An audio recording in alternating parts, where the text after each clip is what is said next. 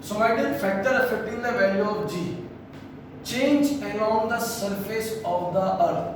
मैंने कहा हमारा अर्थ जो है वो स्फेरिकल शेप में नहीं है, तो कैसा है, ओवल है। अब अगर आप ओवल देखो तो अर्थ का सेंटर तो फिक्स है, मगर ये हमारे अर्थ का पोल है, ठीक है, और ये क्या है हमारे अर्थ का इक्वेटर। चलो थोड़ा बड़ा लिख दें, वरना आप कहोगे सर आप छोटा छोटा लिखते हो, मैं दिखता नहीं है, ठीक है। ये पोल हो गया और ये हो गया हमारे अर्थ का इक्वेटर। तो अगर आप ध्यान से देखो तो हमारे पोल का अर्थ के सेंटर से डिस्टेंस कम है और वहीं पर अर्थ के सेंटर से इक्वेटर का डिस्टेंस ज्यादा है। क्यों? क्योंकि हमारा अर्थ जो है वो इक्वेटर पे क्या है, बल्ज है। क्या है? बल्ज, यानी फुगा हुआ है।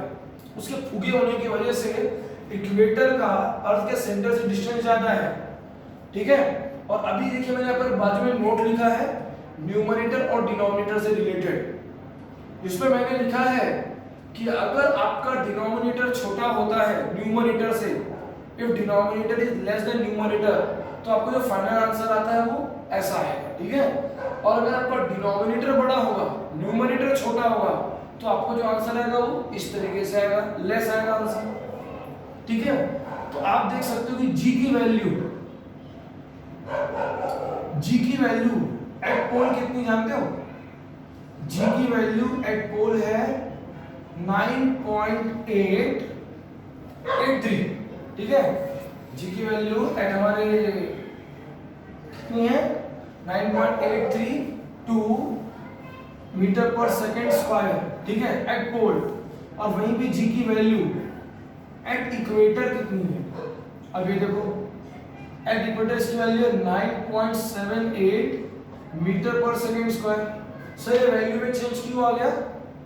सर वैल्यू में चेंज इसकी वजह से आया। आप देख सकते हो यहाँ पर कि जब ये 7/5 है तो आंसर क्या है 1.4, और जब ये 2/5 है तो आंसर है 0.4। जब आपका डिनोमिनेटर न्यूमरेटर से छोटा होगा तो आपको आंसर से पॉजिटिव बड़ा नंबर आएगा, मगर जब आपका न्यूमरेटर डिनोमिनेटर से छोटा होगा तो ऐसा कम आंसर आएगा, ठीक है। तो ये हो गया change along the surface of the अर्थ, यानी आपके पोल पे अर्थ का ग्रेविटेशनल फोर्स ज्यादा है एज कंपेयर टू इक्वेटर, क्योंकि आपका हमारे अर्थ का सरफेस जो है वो इक्वल थ्रू आउट नहीं है, क्योंकि हमारा अर्थ ओवल इन शेप है। नेक्स्ट चलते हैं चेंज विथ हाइट, ठीक है। अब यहाँ पर भी आप देखो कि आपने g का फॉर्मूला लिखा है g capital M upon r square, आपने ये फॉर्मूला लिखा, ठीक है। ये किसके लिए है? ऑन द सरफेस ऑफ अर्थ, ठीक है। बट अगर मैं कहूं कि कोई चीज हमारे अर्थ से बहुत दूर है, हाइट पर है, ठीक है, ठीक है। अब यहां पे लिखते चलो एट हाइट। जब आप एट हाइट के पास आ जाओगे, ठीक है, जब आप एट हाइट में आ जाओगे तो जी के फॉर्मूले को क्या क्या आएगा, G M R plus H आ जाएगा।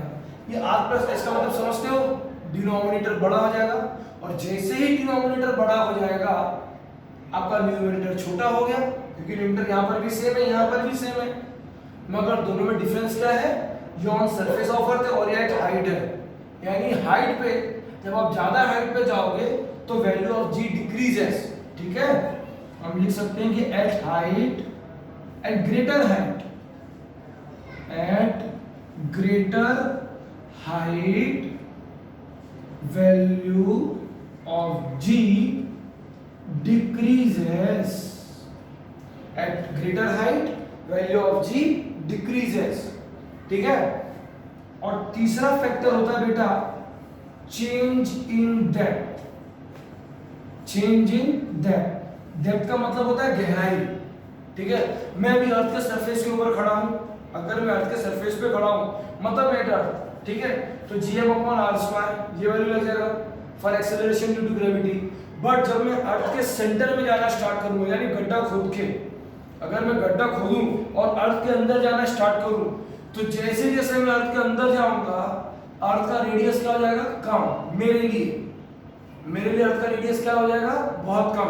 और धीरे धीरे माय डियर ये वैल्यू कम होने लगेगी। जब रेडियस कम होगा उसके साथ में खाली रेडियस कम होगा नहीं, उसके साथ में अर्थ का मास भी कम होगा। सिर्फ रेडियस ही कम नहीं होगा, अर्थ का मास भी कम होगा, दोनों फैक्टर कम होंगे, ठीक है, m भी कम होगा, r भी कम होगा।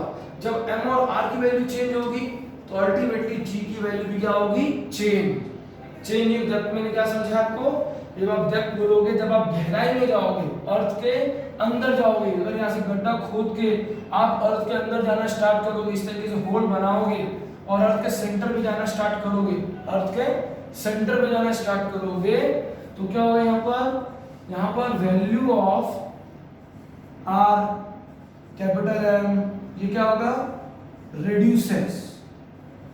एज ए रिजल्ट, अगर ये रिड्यूस होगा तो as a result value of g also reduces। ठीक है ना, जब रेडियस ऑफ अर्थ और मास ऑफ अर्थ रिड्यूस होगा तो वैल्यू ऑफ g भी रिड्यूस होगा। ठीक, चलो थैंक यू, रेडी।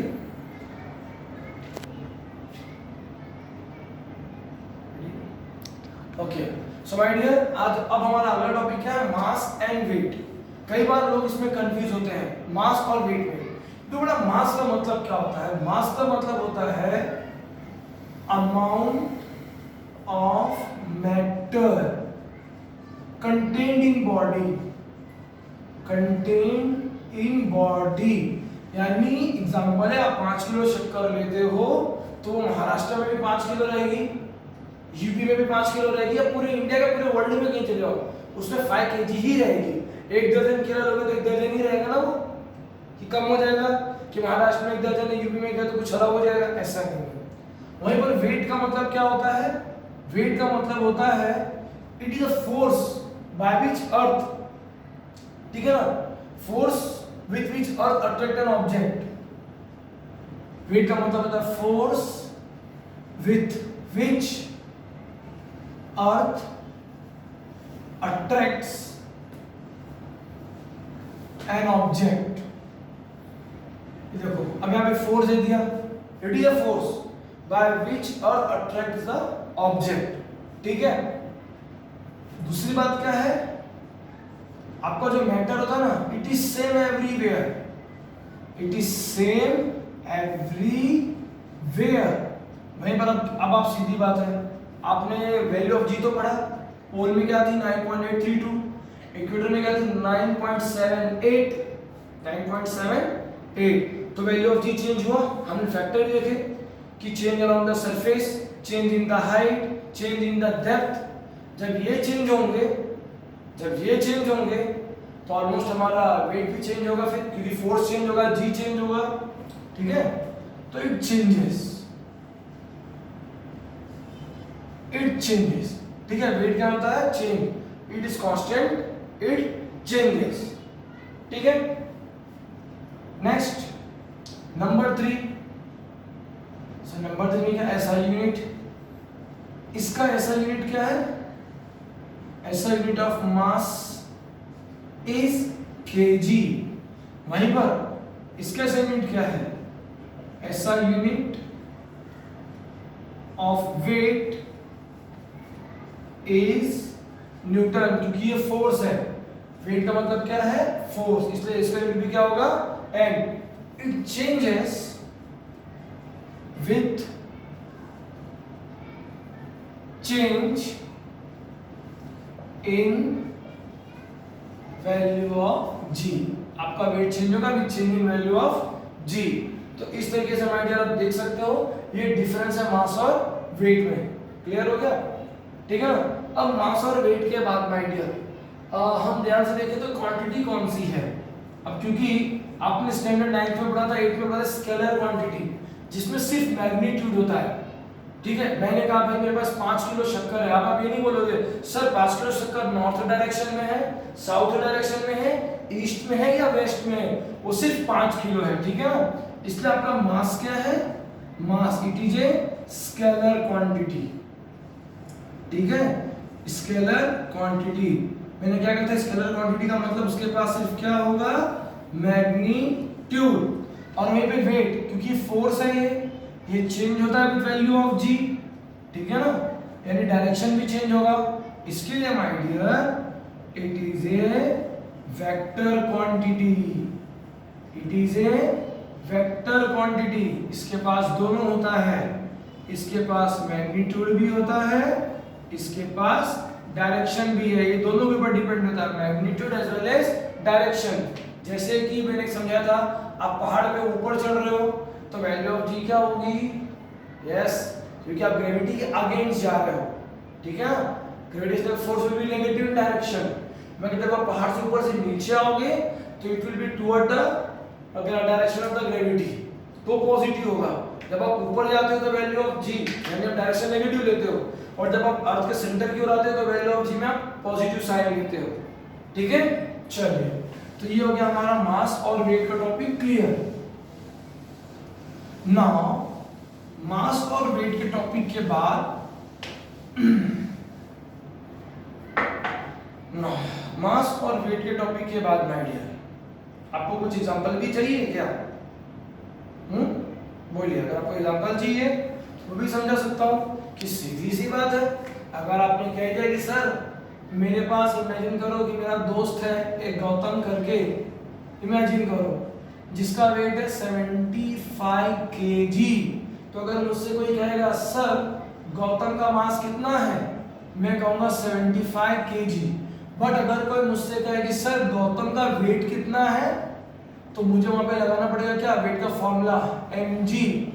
गौतम की बॉडी का वेट कितना है 75 केजी, और चलो जी, वैल्यू ऑफ जी इमेजिन करते हैं। वैल्यू ऑफ जी मैंने, अगर मैं 9.8 भी ले लूं, 9.8 और इसको मल्टीप्लाई करते हैं, ठीक है, 9.8 और 75 से मल्टीप्लाई करते हैं, 40, 49, 6 कैरी 5, 63, 68,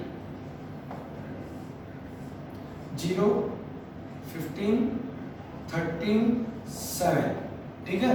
अब आप देख सकते हो कि मेरा जो फ्रेंड है गौतम, उसकी बॉडी का कितना आ रहा है 735 न्यूटन, ये उसका वेट हो जाएगा 735 न्यूटन, क्योंकि मैंने क्या कहा था, वेट क्या है, फोर्स है bye which earth attract an object, वो वेट हो गया और ये मास हो गया। तो इसके लिए माय डियर कभी आप अपना वेट, ये मतलब सर मेरा वेट इतना है, आपका मास इतना है, वेट अलग क्वांटिटी है, मास अलग क्वांटिटी है, ठीक है। एग्जांपल देख लिया आप लोगों ने, चलिए आगे बढ़ते हैं, ये मल्टीप्लिकेशन भी देख लिया, ओके।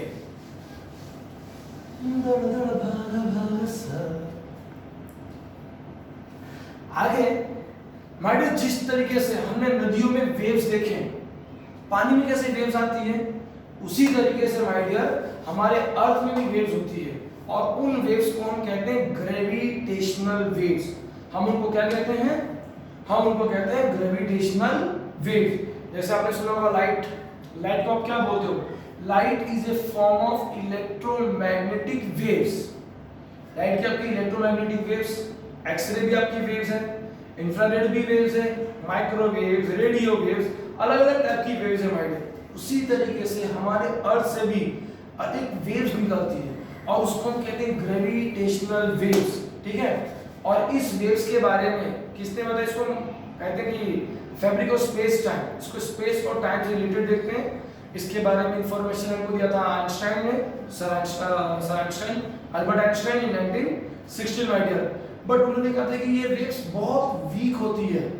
जैसे कि आप सबने कभी शंकर भगवान, विष्णु भगवान, सरस्वती माता की मूर्ति फोटो देखी होगी, उनके पीछे सा लाइट जैसा दिखता है, ऑरा, जिसे ऑरा कहते हैं। आपकी बॉडी में भी ऑरा है, मगर दिखाई देता है क्या, इट्स वेरी वीक, दिखाई नहीं देगा, मगर पानी में वेव्स जनरेट हो वो दिखाई देगा। इसी तरीके से माय डियर हमारे अर्थ में भी वेव्स है, ठीक है ना, हमारे अर्थ में भी वेव्स जनरेट होती है, उनको हम कहते हैं ग्रेविटेशनल वेव्स, ठीक है, उनको हम क्या कहते हैं, ग्रेविटेशनल वेव्स, ओके, क्या कहते हैं उनको, ग्रेविटेशन। अब मेरा टॉपिक है free fall. No, free fall का मतलब क्या होता है जानते हैं? नहीं। आपने कभी एक चीज ऑब्जर्व किया है, चाहे आप क्रिकेट मैच खेलते हो या आप टेनिस खेलते हो, आप कॉक को मारते हो, जब आप कॉक को मारते हो, मान के चलो हवा चली, आपने कॉक को इस डायरेक्शन में मारा ऐसे, और हवा अपोजिट डायरेक्शन में आ गई, तो क्या होता है, आपका कॉक सामने वाले प्लेयर के पास नहीं जाता है, वो बीच रास्ते में गिर जाता है। क्यों गिर गया? क्योंकि वहां पर एयर का रेजिस्टेंस होता है। मगर मैं कुछ लिख रहा हूं, when body false only under the influence of gravitational force. When body falls only under the influence of gravitational force, it is termed as free fall.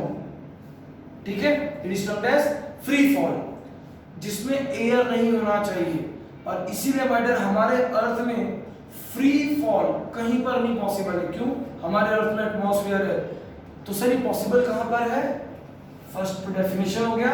Second point my dear, free fall is possible only in vacuum. जहां पर vacuum होगा my dear, ठीक है। Vacuum मतलब जहां पर air नाम की चीज नहीं होगी, फ्री फॉल वहां पर पॉसिबल है, क्योंकि वहां पर एयर नहीं होती है। तो बॉडी जो गिरेगी, बॉडी में सिर्फ ग्रेविटेशनल फोर्स एक्ट होगा, ये ध्यान रखिएगा। और इसके लिए नासा ने भी एक्सपेरिमेंट करके दिखाया है। आप नासा की वेबसाइट पे जाकर देख सकते हैं। क्योंकि जब बॉडी फ्री फॉल में गिरती है बेटा, अगर आप ऐसे देखो तो अगर आप एक लड्डू या एक पत्थर गिराओ और एक फेदर गिराओ, जब दोनों गिरेंगे ना, तो दोनों में पहले कौन नीचे आएगा? आप बोलेंगे सर पत्थर पहले आएगा। मगर जब फ्री फॉल होगा, यानी जब वैक्यूम के अंदर होगा, जहां पे ग्रेविटेशनल फोर्स इफेक्ट होगा, जब आप वहां पे पत्थर और फेदर, मुर्गी के पंख, उसको फेदर बोलते हैं किसी के भी, आप जब दोनों को छोड़ोगे ना, दोनों साथ में नीचे आएंगे। दोनों साथ में नीचे आएंगे। क्यों? क्योंकि वो फ्री फॉल है, वहां पे सिर्फ ग्रेविटेशनल फोर्स एक्ट हो रहा है और कोई दूसरा फोर्स एक्ट नहीं हो रहा। तो सर इसके आगे क्या है हमारे लिए इंपॉर्टेंट? इसके आगे इंपॉर्टेंट ये है कि आपने इक्वेशन ऑफ मोशंस देखे होंगे। इक्वेशन ऑफ मोशन आपने पढ़ा होगा, v equals to u plus at, number 1। Number 2 आपने पढ़ा होगा, s equals to ut plus 1/2 at square. Number 3 v square equal to u square plus 2as। ठीक है, ये इक्वेशन है। But during free fall condition, free fall condition में u equal to क्या हो जाता है? 0, नंबर 1। दूसरा, a की जगह पे आप क्या लिखोगे? g। तो सीधी बात है माय डियर, अगर आप ध्यान से देखो तो अगर ये 0 हो गया तो 0 प्लस a की जगह पे क्या लिखना है? g t, तो सिर्फ क्या आएगा? gt। Number 2, s equals to u के प्लेस पे क्या आएगा? 0 into t plus 1/2 gt square. 0 into t 0, आपको फाइनल आंसर क्या आएगा? 1/2 gt स्क्वायर। और थर्ड, v स्क्वायर, यहां पे u का वैल्यू क्या लेना है? 0 का स्क्वायर प्लस 2gs, तो क्या आएगा सी वैल्यू? 2gs, बिकॉज 0 का स्क्वायर 0 होगा। ठीक है, तो माय डियर इसीलिए मैंने आपको कहा कि जब फ्री फॉल की कंडीशन होगी तो बॉडी सिर्फ इसके अंदर इन्फ्लुएंस, सिर्फ ग्रेविटेशनल फोर्स इसके ऊपर एक्ट होगा बॉडी के ऊपर। कहां पॉसिबल होगा? सिर्फ ये वैक्यूम में। और फिर बॉडी ऐसी रहेगी स्टेशनरी, मतलब उसकी इनिशियल वेलोसिटी 0 है, फिर जब उसे छोड़ूंगा तो वो नीचे आएगी ना, इसके लिए। ठीक है, नाउ आप ये भी कह सकते हो कि सर मून, हमारे जो दूसरे सैटेलाइट वगैरह जो हमारे अर्थ के चारों बाजू गोल गोल घूमते हैं, क्या उन पर भी फ्री फॉल होता होगा? यस, क्योंकि वो सिर्फ ग्रेविटेशनल फोर्स की वजह से ही घूम रहे हैं। आप सेंट्रीपेटल फोर्स नहीं बोल सकते, क्यों नहीं? आपको याद होना चाहिए इनवर्स स्क्वायर लॉ में हमने क्या कहा था? F is inversely proportional to square of distance. और अभी मैं कुछ पहले आपने नोट लिखा था, जब आपका डिनोमिनेटर ज्यादा होगा तो ऑटोमेटिक जो रिजल्टेंट वैल्यू आएगा बहुत कम होगा, ऑलमोस्ट 0। तो जो सेंट्रीपेटल फोर्स एक्ट होता है आपके मून के ऊपर या सैटर्न, वो ऑलमोस्ट 0, नेग्लिजिबल होता है। सर एक्ट कौन होता है? सिर्फ ग्रेविटेशनल फोर्स। इसीलिए आपके मोशन ऑफ सैटेलाइट, मून, इसको हम किसमें कंसीडर कर सकते हैं? अंडर फ्री फॉल, क्योंकि वहां पर सिर्फ कौन सा फोर्स एक्ट हो रहा है? Gravitational force. ओके, चलिए, वेरी गुड। मैटर अगला हमारा टॉपिक है ग्रेविटेशनल पोटेंशियल एनर्जी। नो, सबसे पहले पोटेंशियल एनर्जी का मतलब क्या होता है, जिसे हमने बचपन से पढ़ा 6-7 से, कि energy stored in body on account of its position और स्टेट ऑफ रेस्ट। ठीक है, on account of its position और स्टेट ऑफ रेस्ट। और पोटेंशियल एनर्जी का फॉर्मूला क्या है? mgh, where m is the mass of body, g is the acceleration due to gravity और h is the height। ठीक है, अब हम बट कंडीशन अप्लाई, अब हम वैल्यू ऑफ g के पास आते हैं, क्योंकि हम ग्रेविटेशनल पोटेंशियल की बात कर रहे हैं। ठीक है, जब कोई बॉडी हमारे अर्थ के सरफेस पर, तो उसकी g की वैल्यू क्या है? Capital G, that is gravitational constant, mass of earth and radius of the earth. But जब उसी बॉडी को एक हाइट पर ले जाएंगे, सर्टेन हाइट, ठीक है, certain height on the surface of earth, तो g की वैल्यू क्या हो जाएगी? Capital G capital M upon R plus H whole square. Now matter यहाँ पर एक चीज समझने वाली बात है कि मैंने आपसे कहा था कुछ देर पहले कि जब डिनोमिनेटर की वैल्यू बढ़ जाएगी, ठीक है, तो ऑटोमेटिक आपका जो ये वैल्यू है वो कम हो जाएगा। यानी आपका जो g का वैल्यू है, आपका जो g का वैल्यू है वो ऑलमोस्ट रिड्यूस होने लगेगा, वो ऑलमोस्ट रिड्यूस होने लगेगा। इसका मतलब कि जब आप किसी सैटेलाइट को ऊपर ले जाओगे, ठीक है, तो हाइट बहुत ज्यादा हो जाएगी। जब हाइट ज्यादा होगी तो आप कह सकते हैं कि सर उस टाइम पे g की वैल्यू क्या हो जाएगी? ऑलमोस्ट 0, क्योंकि ये वैल्यू बहुत बड़ी हो जाएगी, ऑलमोस्ट 0 हो जाएगी। बिल्कुल सही, बराबर है। और अगर अर्थ के सरफेस पर है तो आप बोलोगे sir it is mgh, but my dear अगर हमने डिस्टेंस लिया, ठीक है, फॉर स्मॉलर डिस्टेंस, बहुत ज्यादा दूर नहीं, अर्थ के सरफेस पे नहीं, बट अगर हम फिक्स डिस्टेंस लेते हैं तो वहां पर हम क्या करेंगे ना, वहां पर हम इसकी वैल्यू को 0 नहीं लेंगे, पोटेंशियल एनर्जी की वैल्यू को हम 0 नहीं लेंगे, तो वहां पर हम इसको क्या ले सकते हैं? वहां पर हम इसको नेगेटिव कंसीडर करेंगे। क्या कंसीडर करेंगे? नेगेटिव। पोटेंशियल एनर्जी की वैल्यू को क्या कंसीडर करेंगे? नेगेटिव। रीजन क्या है?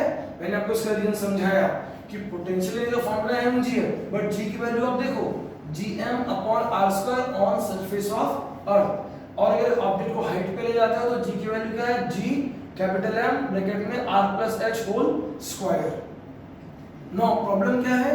हमने पढ़ा था कि जब हमारा डिनोमिनेटर बहुत ज्यादा हो जाएगा तो अल्टीमेटली g की वैल्यू रिड्यूस होने लगेगी। तो जब मैं किसी ऑब्जेक्ट को हमारे अर्थ के ग्रेविटेशनल फोर्स यानी एक हाइट पे ले जाऊंगा तो ये वैल्यू बहुत बड़ी हो जाएगी। जब वैल्यू बहुत बड़ी हो जाएगी तो g की वैल्यू नियर अबाउट 0 पहुंच जाएगी, almost 0, and this is not suitable. इसीलिए हम क्या करते हैं, जब हमारा कोई ऑब्जेक्ट हम कंसीडर करते हैं एट अ सर्टेन हाइट, तो 0 के बजाय हम उसको क्या कंसीडर कर सकते हैं? नेगेटिव।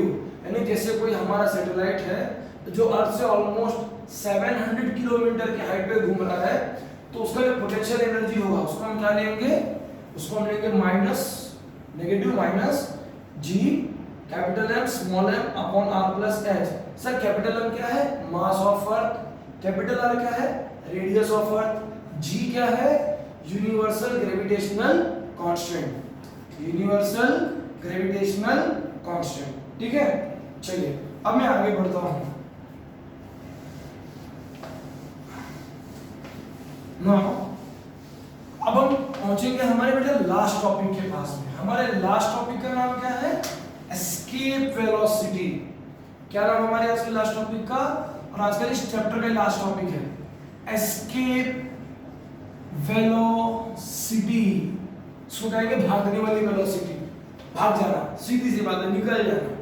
ठीक है नो, आपको मालूम होगा कि जब मैंने देखा था लड़के वाला एग्जांपल कि जब हम बॉल को फेंकते हैं ऊपर, बॉल जाती है, जाने के बाद सडन एक हाइट पे रुक जाती है, मतलब उस हाइट पे उसकी वेलोसिटी क्या हो जाती है? 0।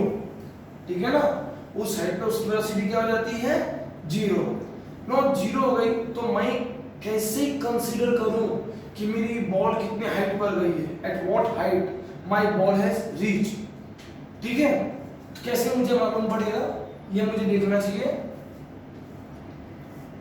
तो जैसे इमेजिन करो मैंने लड़के का पिक्चर बना दिया, ये लड़का है, इसके हाथ में हमने क्या दे दिया? बॉल। ये लड़का बॉल को फेंक रहा है, ठीक है, इस तरीके से बॉल यहाँ पर हाइट पे पहुंचा, क्लियर है। तो बॉल कितनी दूर जाएगा, जितनी ज्यादा इनिशियल वेलोसिटी होगी, सीधी बात है। अब जितनी ज्यादा ताकत लगा के फेंको उतनी दूर बॉल जाएगा ना। तो अब ये लड़के ने बॉल फेंक दिया, तो यहाँ पर क्या होना आता है, यहाँ पर आता है according to Newton's second law of equation of motion. Formula क्या है, v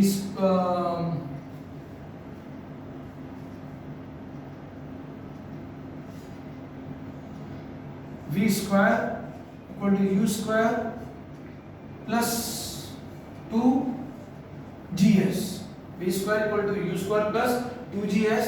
ये सेकंड लॉ नहीं, if I am not wrong, ये हमारा थर्ड लॉ है। यस, मैंने ये लिखा था, मैं भूल गया, सॉरी। नाउ अब आपसे मैंने क्या कहा, मैंने ये कहा कि जब बॉल हाइट पर जाएगी, यहां जाने के बाद में आपकी बॉल क्या हो जाएगी, बॉल स्टॉप, आपकी बॉल क्या हो जाएगी, स्टॉप हो जाएगी। स्टॉप मतलब क्या, स्टॉप मतलब उसकी फाइनल वेलोसिटी क्या हो जाएगी, जीरो। v मतलब फाइनल वेलोसिटी। जब फाइनल वेलोसिटी जीरो होगी तो zero square equal to u square plus 2gs, ठीक।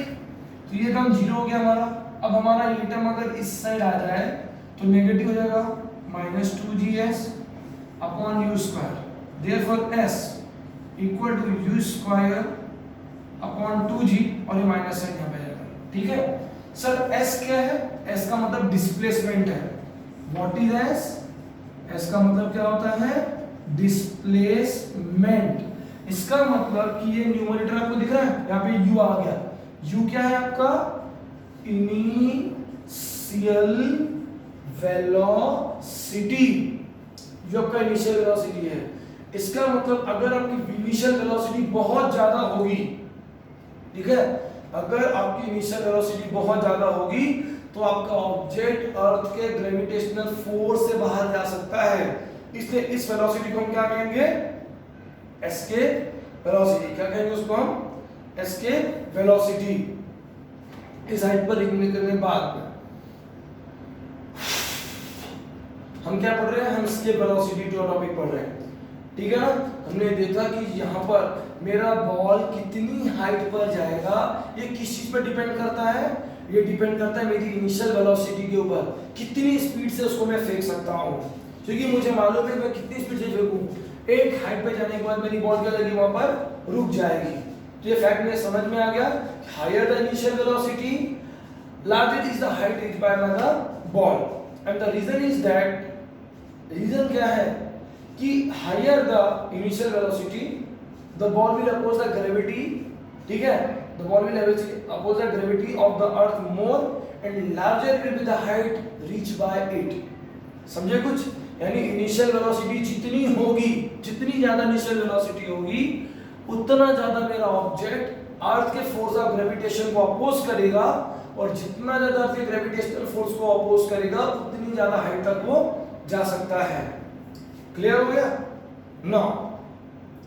अब हम देखेंगे this force pulling the ball downward decreases as ball goes up. याद होना चाहिए आपको, बॉल जितनी ज्यादा हाइट पर पहुंच जाएगा उसकी जो वैल्यू ऑफ जी है अल्टीमेटली धीरे धीरे रिड्यूस होना स्टार्ट होती है, हमने पढ़ा था।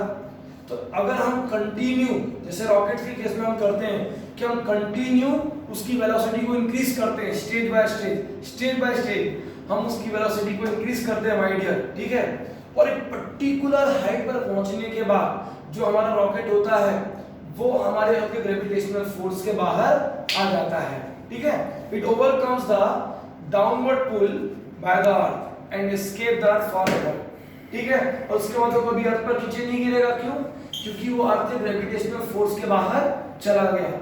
इस वेलोसिटी को हम कहते हैं escape velocity. The velocity at which earth overcomes the gravitational force of the earth is called escape velocity.